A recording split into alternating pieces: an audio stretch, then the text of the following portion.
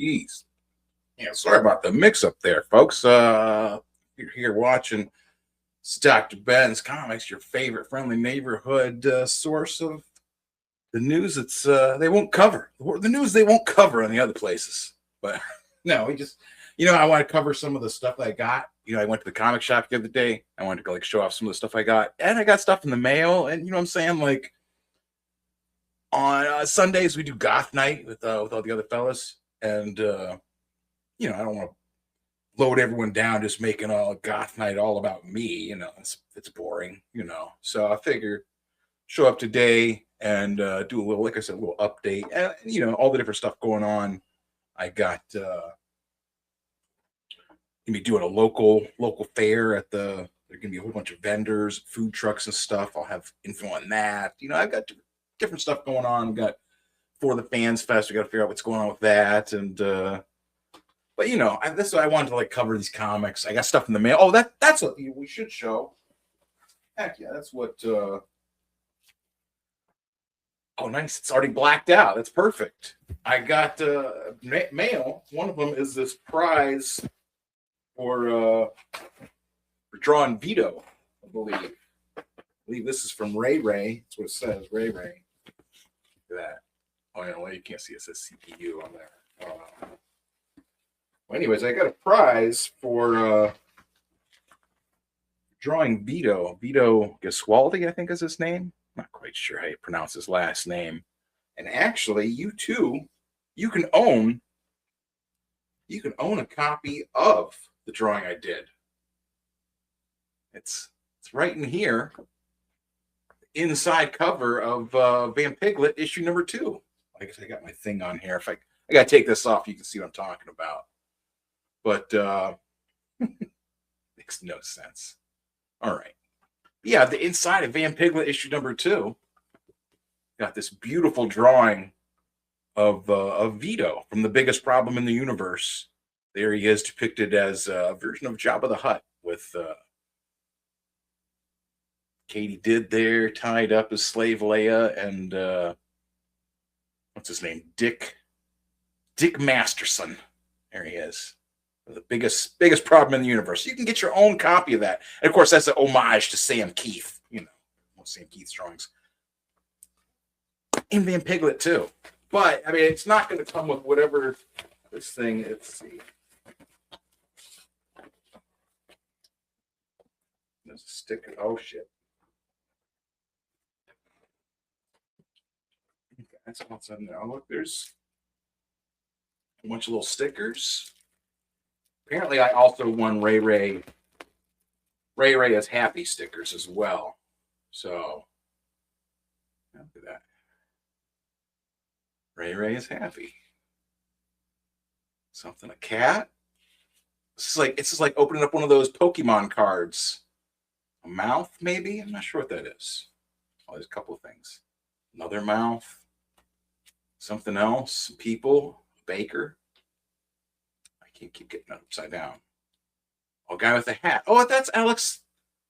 That's the pimp on a blimp. That's Alex Stein. Nice. Another picture of this apparently Dick Masterson. That's the little stickers he sent. Paper. Dr. Ben crushed it in the Golden Veto contest. Savor. Oh shit. Savor this ultra rare and playable Magic the Gathering Veto card. Stay happy, Ray. All right. Well,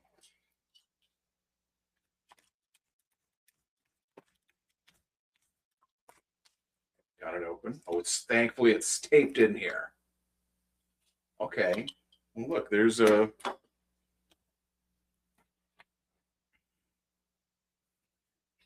maybe I should turn the light off for that so it doesn't shine. That still shines with that. I think that makes it black and white.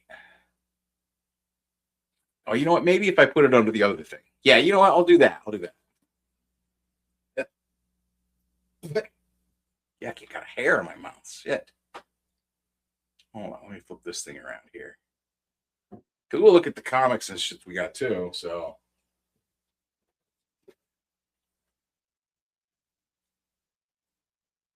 yeah, so apparently this is a Magic the Gathering card. He says it's playable.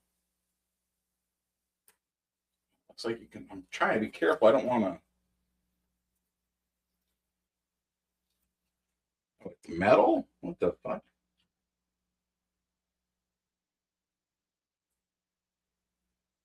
Is there 2 cards? I don't know what this thing is. It's heavy. It's metal. Vito's food. How's my audio? Nice. How's my audio? If you're listening and my audio's bad, let me know as well. I don't know how you play this in Magic the Gathering, but apparently I'll have to take this to a shop or something, or talk to my Magic the Gathering playing friends. I like that it came with this nice little sleeve to keep it safe. That's nice. Yeah, I don't know if that's actually, how do they play with that? Because that's metal. It's like heavy. You're not, you know.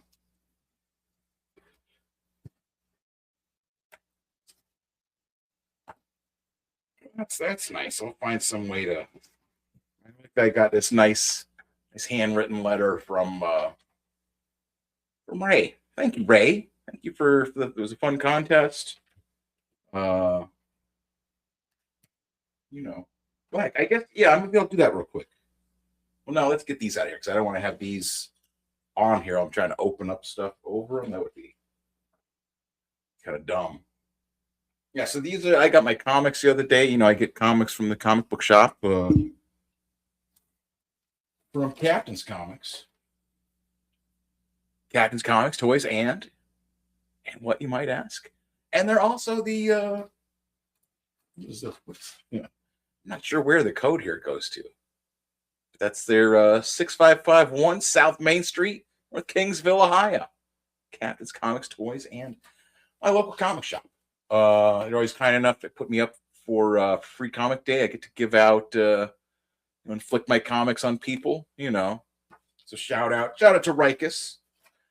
I went in there. We got of course I've got subscribed to absolute you have to be if you're going into a comic book shop, you have to get Absolute Batman.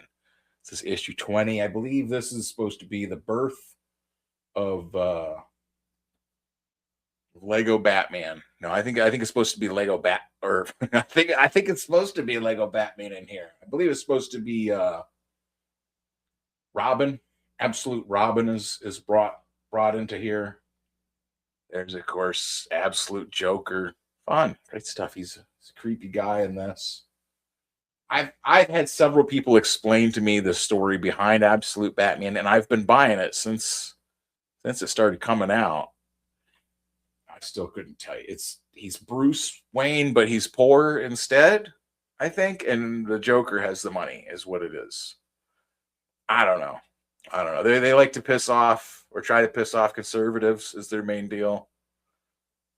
It looks like he's kind of toning down his art. This is that Nick Dragotta, because like it was like Batman was all distorted looking, but here he's kind of looking like they're getting just into more of a not really so distorted and just like that plain old like this DC house style. I mean, it's like DC's biggest thing, so I'm sure they're kind of clamping down on whatever crazy stuff they were doing at the beginning. Probably saying no to a lot of stuff they're trying to do now. Well, who knows?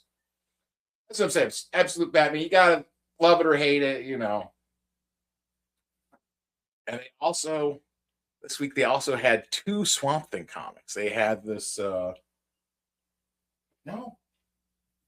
reprint of the first the anatomy lesson. I think there's an Alan Moore comic of Swamp Thing before this, I think, but this is the one that really set off the whole thing. Dude, got it right now, dude. Cat just gets insistent, and I already have this in the Swamp Thing graphic novels, you know, but like there's something that's just really cool about going in and getting, you know, it's got all the old ads, an ad for Qbert. For some reason I remember Qbert was not allowed. Qbert was bad when I was a kid. $1 Million Christmas Rebate Spectacular. Scooter, leave. You can be up here. Don't mess with the microphone, dude. You'll get electrocuted, son. That's so sad. The cat is he doesn't listen as cats do, you know. But yeah, you know, it's printed on nice old newsprint. It's the start of Alan Moore's, you know, like notorious or infamous Swamp Thing run. This is where it really kicked off. Steve Bissett's, Alan Moore. Yeah, good job. Look on how he's knocking shit over.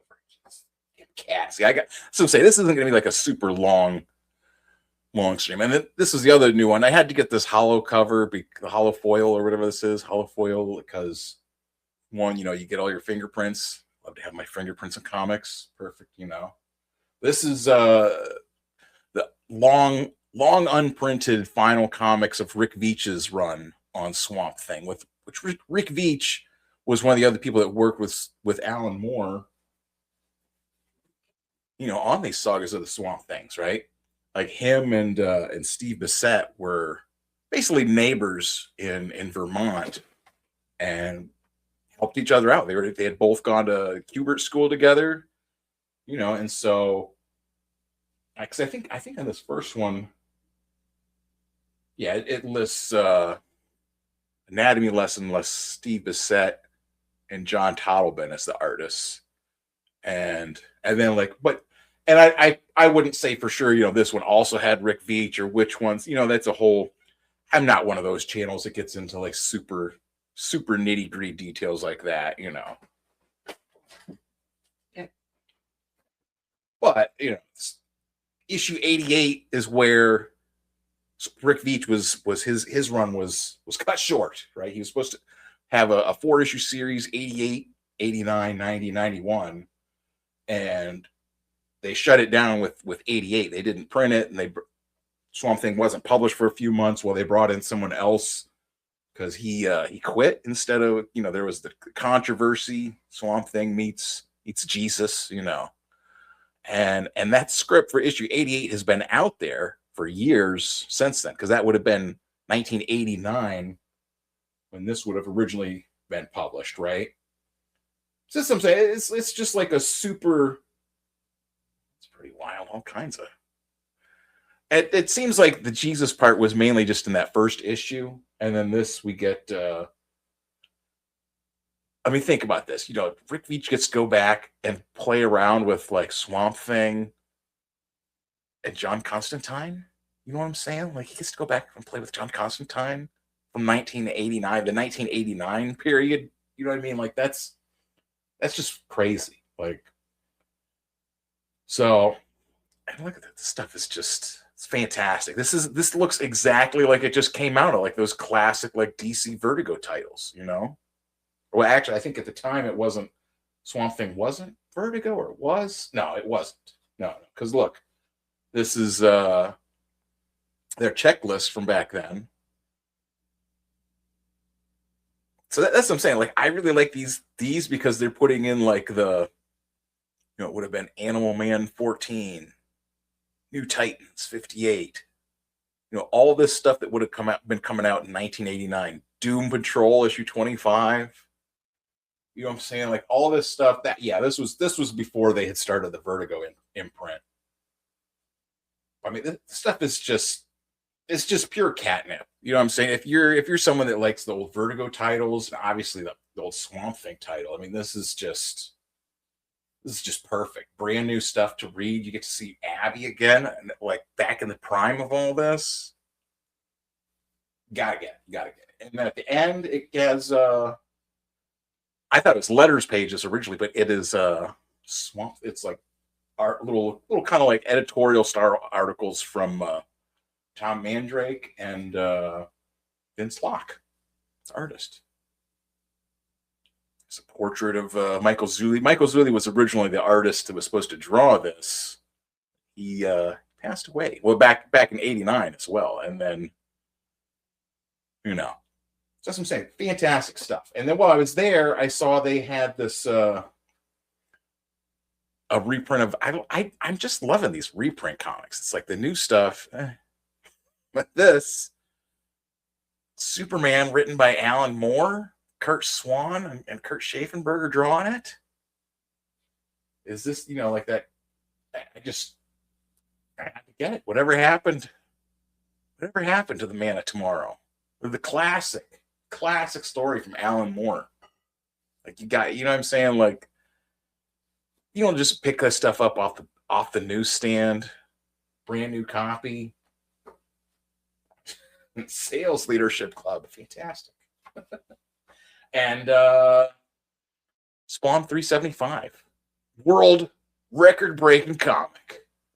5 more pages, same price. What is the price? $3.99. That's not bad. Nice hefty comic, nice paper. Brett Booth art. I mean, Brett Booth and Steven Segovia. Okay, not so sure about Matthew Rosenberg. I think that might have been one of those kind of dopey writers that wrote The Punisher, and but I don't care. Brett Booth drawing dinosaurs, Spawn. I think there's a dinosaur Spawn is what I think there might be in this, which I'm good with. What else is here? So, and then the other stuff I grabbed. I don't want to get all these under all the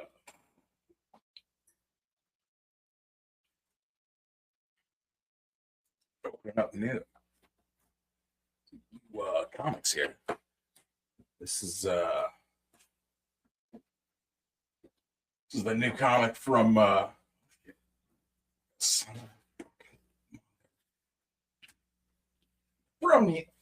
there. Christ. I hope I didn't. Maybe I did. I might have. I scratched. I bent it a little bit. Dear Lord, put your thing inside some plastic, Nate. Dear Christ. It just opened it and it gets stuck on this fucking stuff. Right? Maybe I was just supposed to rip it off, but Christ, that's ugh. You gotta put your stuff inside of plastic or something, dude, for real. Okay, for real. I mean, these are fantastic comics. Wishbone, a new comic from Nate. And this stuff is like psychedelic. I mean, it's psychedelic. Look at these colors. No robots were assaulted or manipulated for this either. But yeah, you gotta, Jesus, put it inside a plastic bag before you send these things out, dude, for real. Christ. They will rip that thing, and it's like, what is this? Like it's a poster or something? I don't mean to yell at you. I'm sorry, but nice. Thankfully, the gum stuff there didn't do anything. And again, that's partially my fault. My fingers don't work so well opening things, but this was in a nice, safe plastic Mylar bag. No danger. This is a beautiful poster. Thank you for throwing this in there, sir. Take back all the mean things I may or may not have just said. What else? A little flyer. Each of them comes with a little thing. Okay. Cool. Oh yeah. So I think they all might be sold out. I don't know. I'll put the he only did 1,000 copies, and I think he had already sold most of them when he put them up. So, but the comics of future, the future comics. Let me just show this off again, because this stuff is so good. It's a young fella, and I believe he's part of the under 20 crowd. A teen dude, a teen kid, Nate Garcia, drawing this stuff that is just Zooey Mama. Shit. I mean, this is just, and it's like, it's funny. I haven't read this one, so I'm not gonna be able to like tell you which spots are like the best jokes in here. But I mean, knock knock, yoo-hoo. Let's see. What does it say? Bobby socks over here. You, hello. Oh man, look. That's like his art is so, his colors. I think it's only $10. I think that's what it was, $10, maybe $12. Shit. Fantastic though. But I mean, this is like, you know what I'm saying? I think of like indie comics, underground comics, and I mean, this is, you could slip this into like a pile of like old hippie comics from like the 60s or 70s, and nobody would know the difference, you know? I mean, they might not know what a Pop-Tart is. You know, they'd be like, Pop-Tart, what's that? That sounds fun. Pop-Tart. I don't think they had Pop-Tarts back in the day. Oh, shit. Purino Nino? Man. So yeah, that's what I'm saying. It's Nate Garcia. He knows what he's doing. He's a good kid. Good kid. I'll leave that up there. Oh shit, where'd the knife go? There.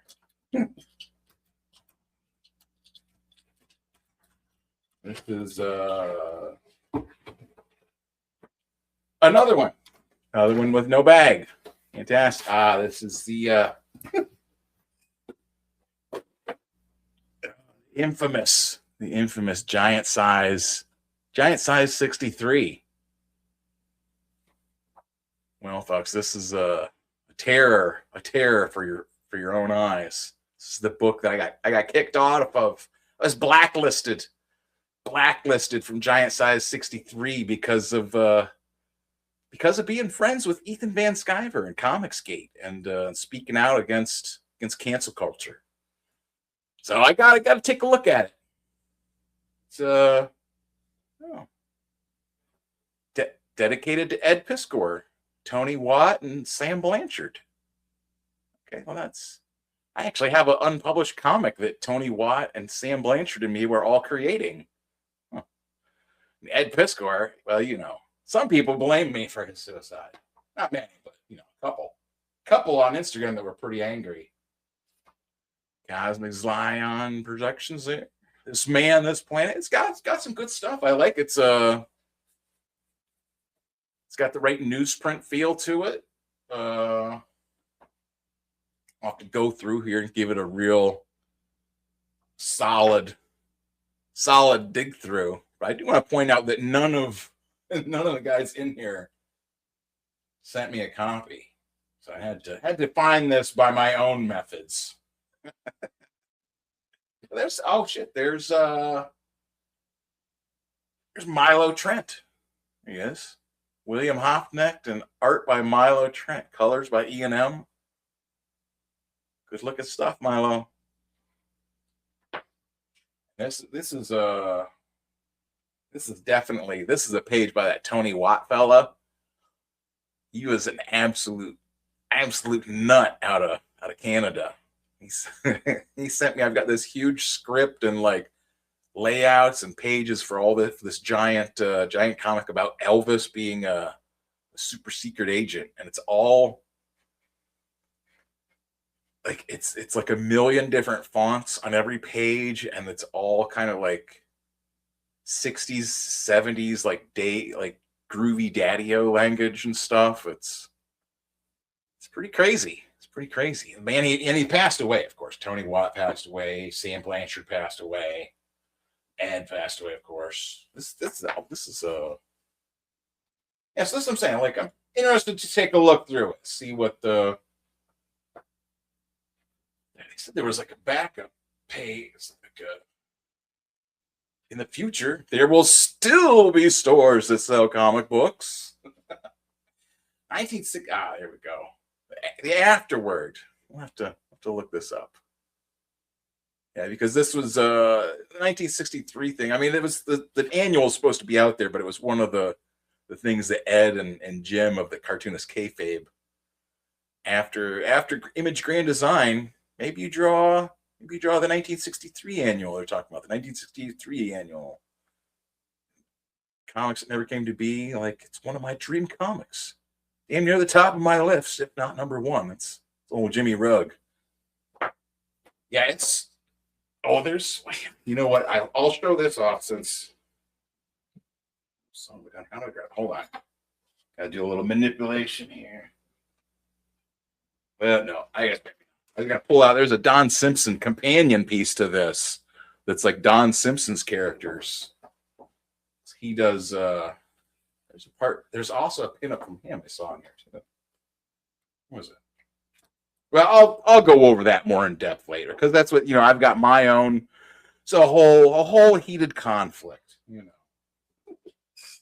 And I think this is the last one. Yeah, I won't.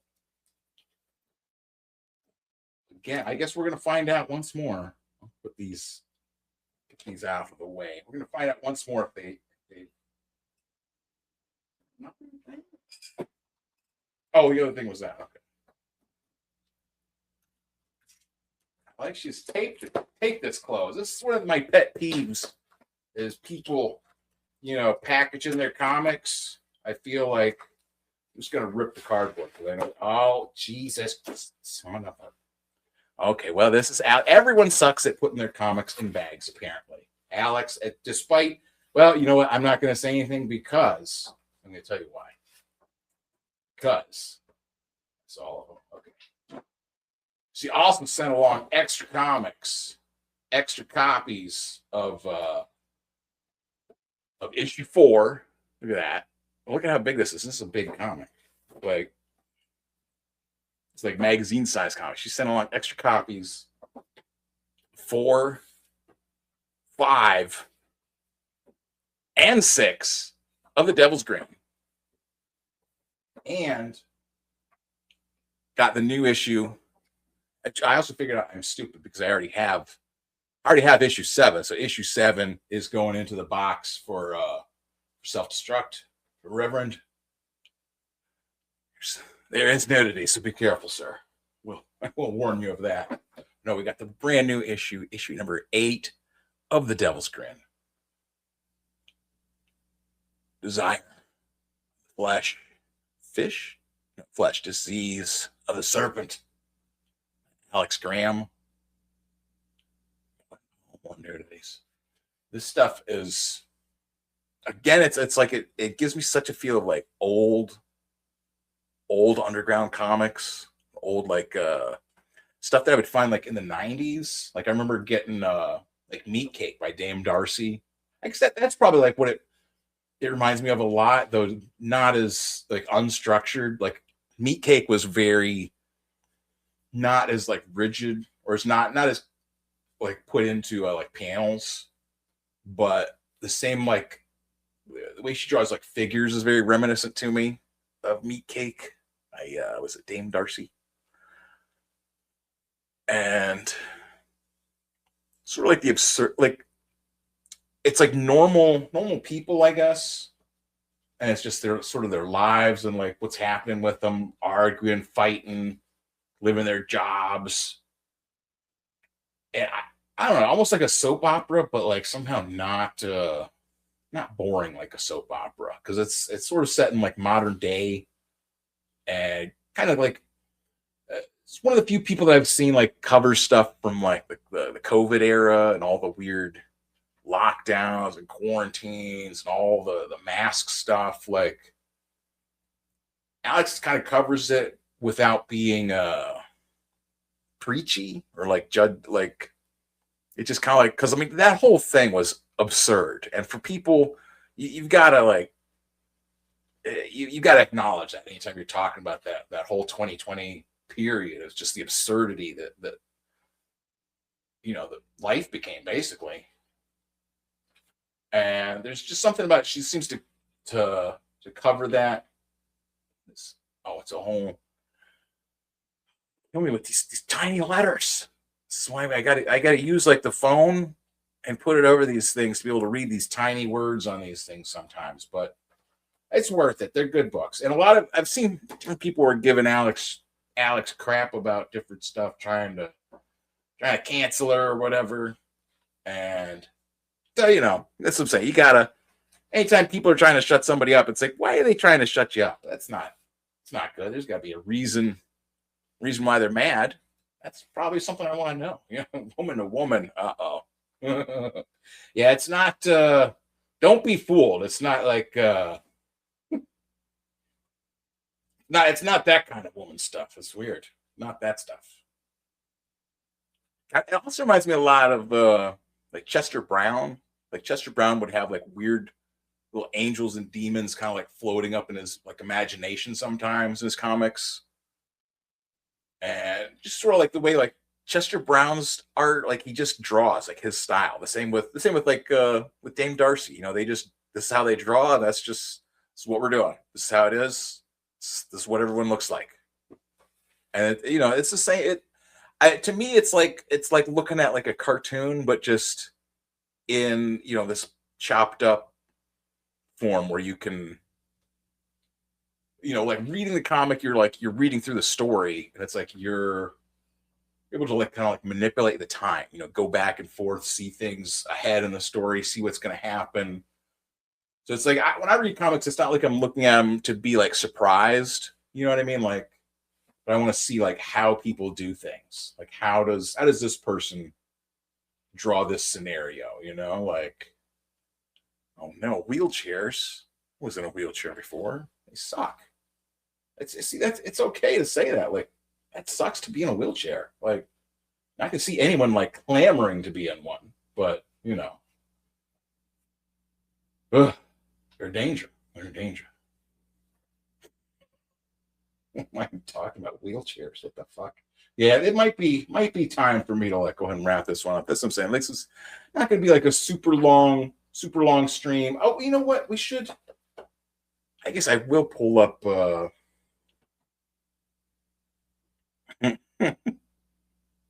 shit! What did I just do?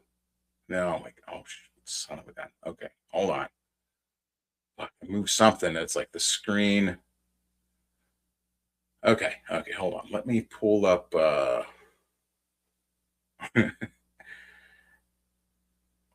yeah, I know what to pull up. I'll just pull up my thing is this it?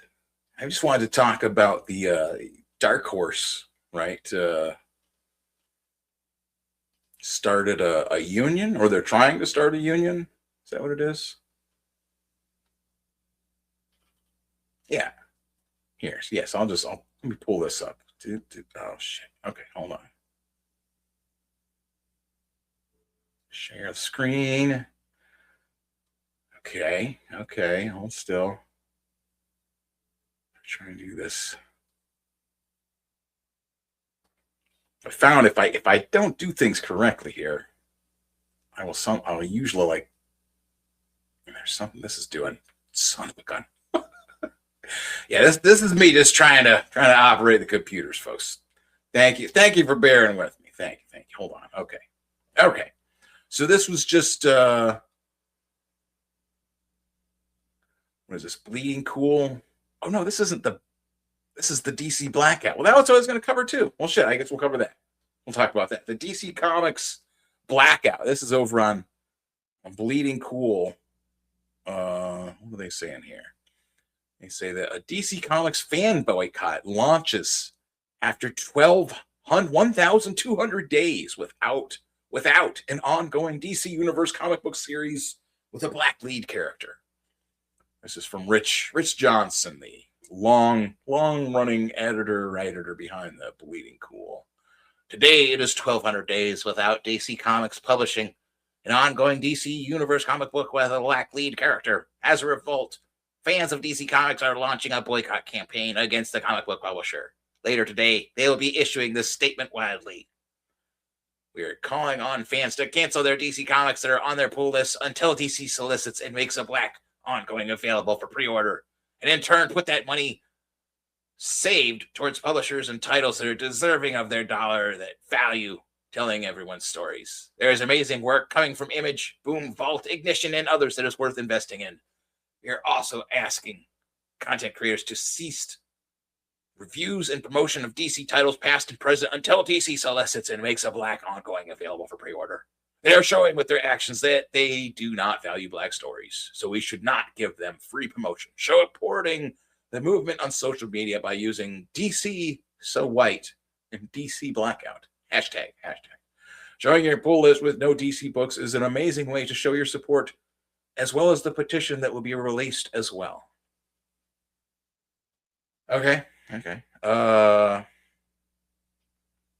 It's certainly been an issue of late. The closest you get right now might be Joe Mullion in Absolute Green Lantern, but that's A. But A, that's the Absolute Universe, and B, it's an ensemble book. Everything else, such as Mitchell or Terrific or Static, has been in a shared book or miniseries. Sometimes both. It wasn't that long ago that this wasn't going to be an issue. DC Comics was going to retire Bruce Wayne as Batman and replace him with Luke Fox or Jace Fox, Lucius Fox's sons, as part of the 5G initiative. Written by John Ridley, Tamara Fox would have been in the new Robin. You would have also have Tara Flor as a Brazilian Wonder Woman and Joe Mullion as the Green Lantern lead. And Jackson Hyde as the new Aquaman lead. But then lockdown happened, plans changed, and the executive responsible, Dan DiDio, was fired.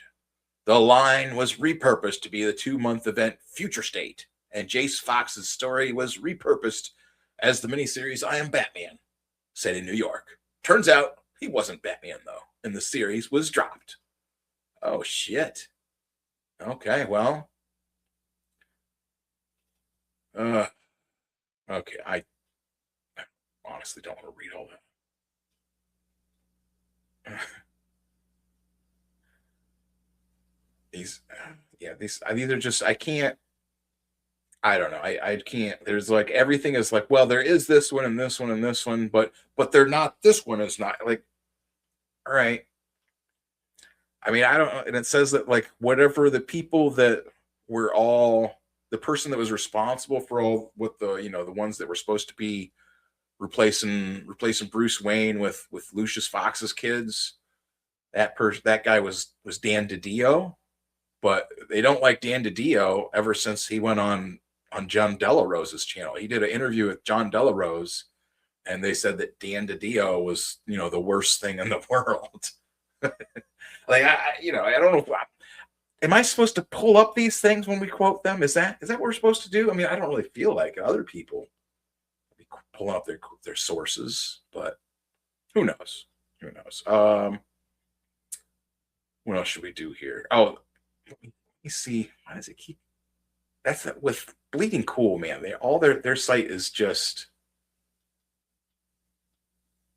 filled with just so many. This is the one I was looking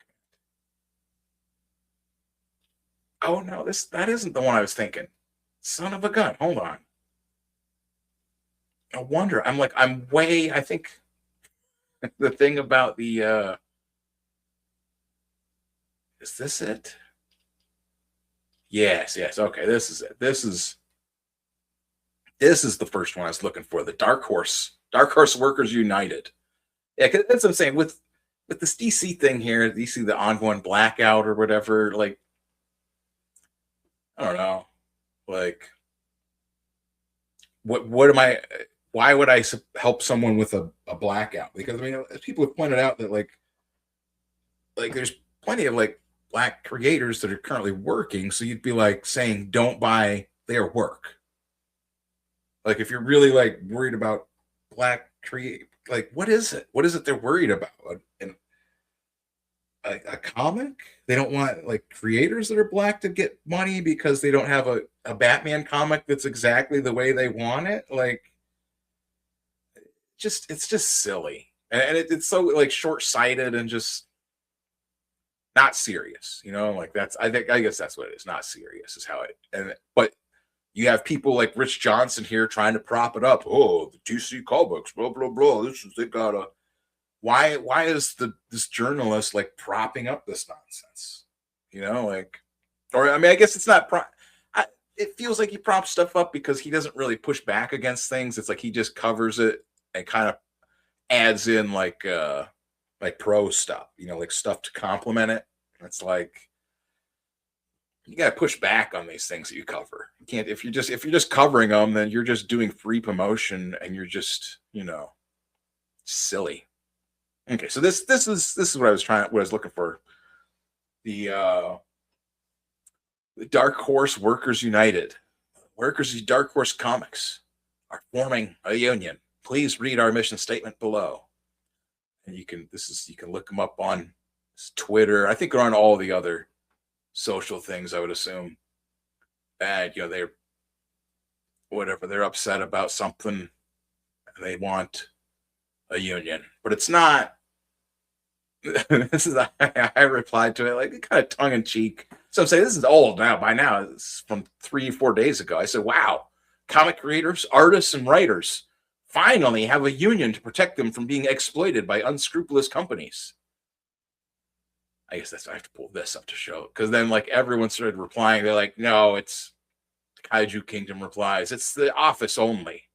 None of the real talent." This is for the editorial staff. Artists and writers work as freelancers. Sean says, incorrect. Volume dealer says, okay, Commie Ben. I'm not sure what that means. Commie Ben. I like, hey, even when people try to insult me, I'm like, thank you. Thank you for that. But yeah, it's not for the actual writers and creators. It's for the people that like maybe are in a warehouse, like shipping people, so it's not actually a comic union. And that's the thing that a lot of these people kind of slide along with. Like they don't really kind of like point that out, like that, hey, it's actually not for the artists and creators. Like they don't have a union. Like this is just for, I call it like unskilled labor. It's people jobs that like anyone can do. You go in there, hey, can I help in the warehouse? Sure. You got to put stuff in a box. You got to take stuff out of a box. You got to wrap stuff with plastic. You got to put a label on it. You know what I'm saying? Like, it's not, you're not making a comic. You're shipping a comic. It's like they're leeching on to like the artists being like, we're in the comics union. It's like, but you're not the people that are actually like making the comics. And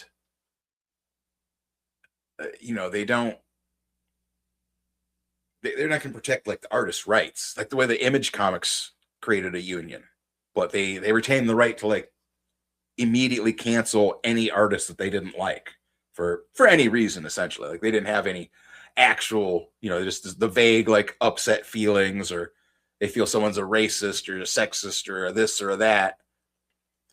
So, and we've seen how that's abused and corrupted, and it's just used to like prop up your side of an argument then, and it's not, they're not really trying to find whatever an end to racism or whatever. It's never about that.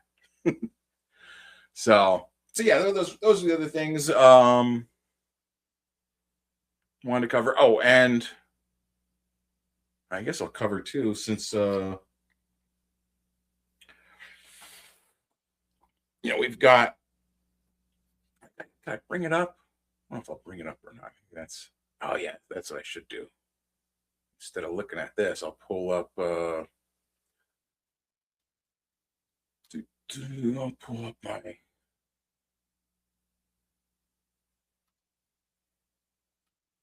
oh, this isn't even the one I want to cover. Pull up the the eBay. Yeah, here we go. I pull it back. Sorry about that. Put it back on the stage real quick. Vampiglet 1 and 2. You can get your own copies right now on my eBay. You can either get this is the Vampiglet's Goth True Crime Comics bundle. It has the first issue and a bunch of the old comics I have. It has the Ash Can. It's got Babies from Hell, the illustrations from Ripperologist as I've done, No Legs, my old manga. Or you can just get issue 1 by itself, or you can get issue 2, which is the one I was just talking about here. Let me share this one. That has the beautiful inside picture of Vito Gesualdia from The Biggest Problem in the Universe with Dick Masterson. I believe it's Actually, I think he might have been fired from the biggest problem. So this is actually an item of history documenting when Vito was still beloved by the biggest problem folks. Now has been kicked to the curb and is wandering the wilds of the internet looking for shows and podcasts in which he can grift from. So, own a piece of history. Get Vampiglet 2. The second issue is representing some of the first strips of Stanley J. Wabbit, along with fresh new jokes and fan art from Omer Glitch, everyone's favorite Omer Glitch. This beautiful picture of Vampiglet that he drew for me. He even sent me this original artwork, but not letting it go. He thought I was going to try and resell it and just grift off the Omer Glitch name. No, sir. That's going on the wall. We're doing renovations right now. As you can see behind me, we're still in renovations, but that is going onto the mantle. So, it's also Vampiglet 2 is the one that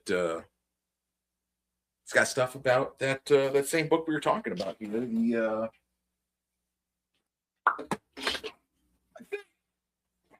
Drop my darn. Okay, I'm okay. Okay, we're all right. Yeah, this is that same Swamp Thing 1989. It talks about it in Vampiglet issue number 2. So find out the real stories. Vampiglet issue 3. That's what I wanted us to kind of get to here.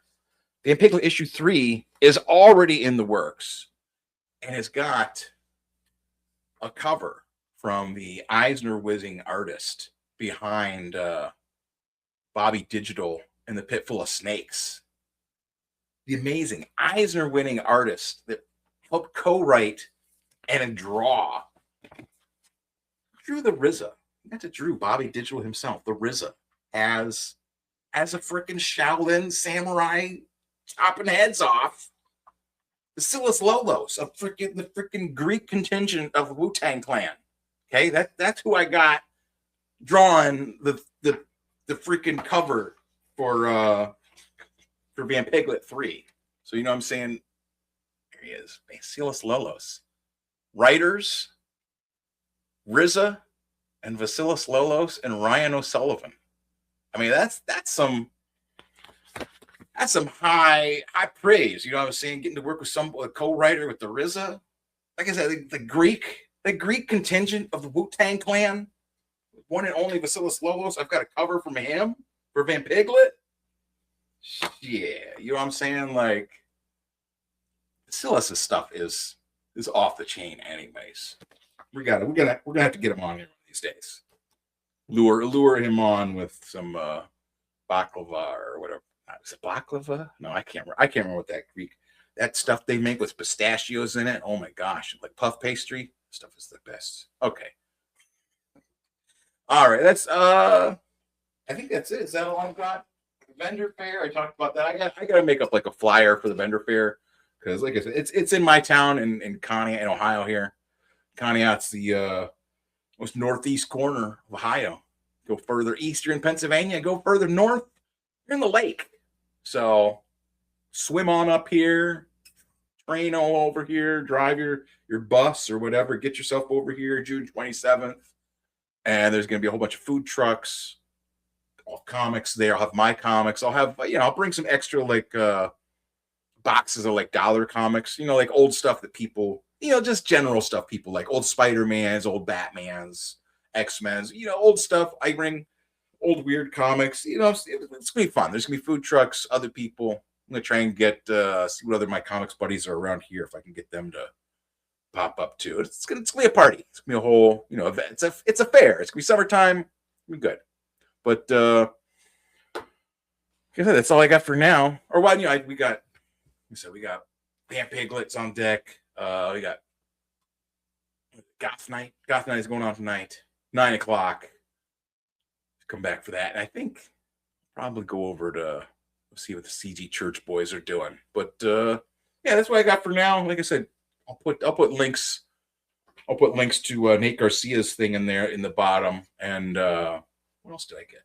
Oh, and Alex Graham. So I'll put something in there for Alex Graham's book too, The Devil's Grand. Thank you.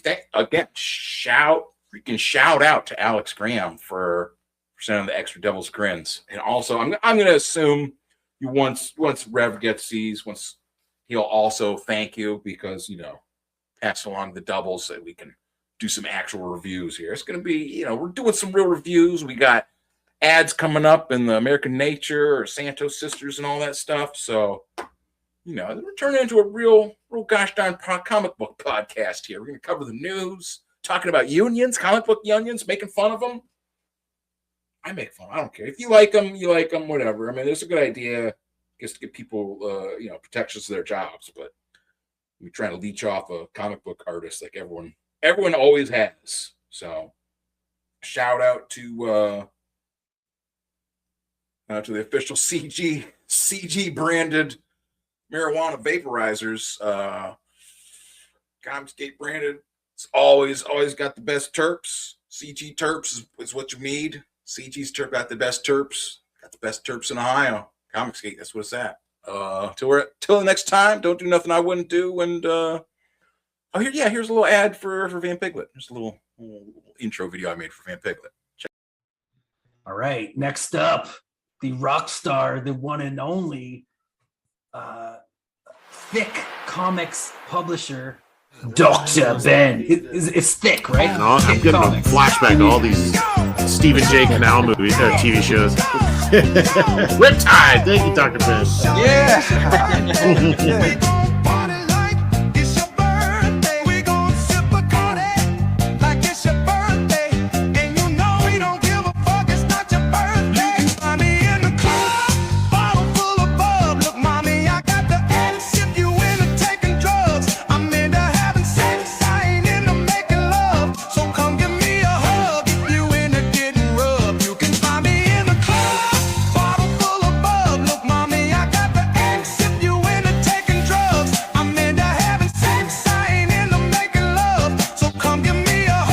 Ben is just yelling, "You're wrong, cats." All right, well, here's front, you see the Benz on dubs. When I roll 20 deep, it's 29s in the club.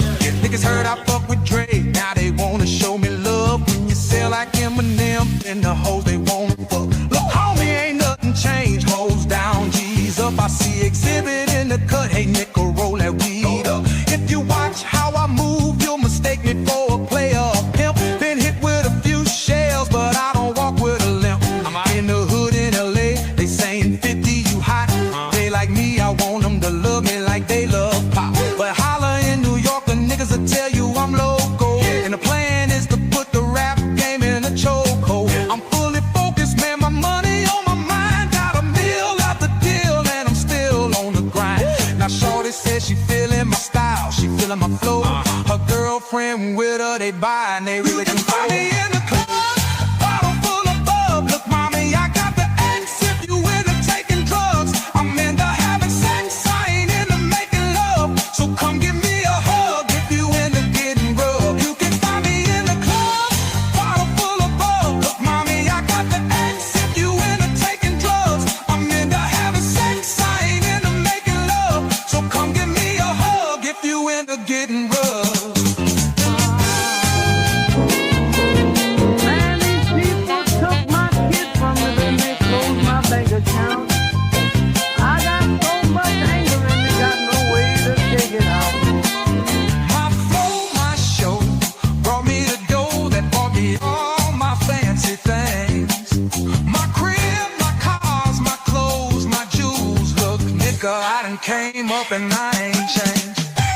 And you should love it way more than you hate it. Nickel, you mad? I thought that you'd be happy I made it. I'm that cat by the bar, toasting to the good life. You that faggot ass nigga trying to pull me back right. When my joint get the bumping in the club, it's on. I'll wink my eye at your bitch. If she smiles, she gone. If the roof on fire, let the motherfucker burn. If you're talking about money, homie, I ain't concerned. I'ma tell you what Banks told me, cuz go ahead, switch the style up. If nigga hate, then let them hate and watch the money pile up. Or we can go upside your head with a bottle of bub. They know where we fucking be. You can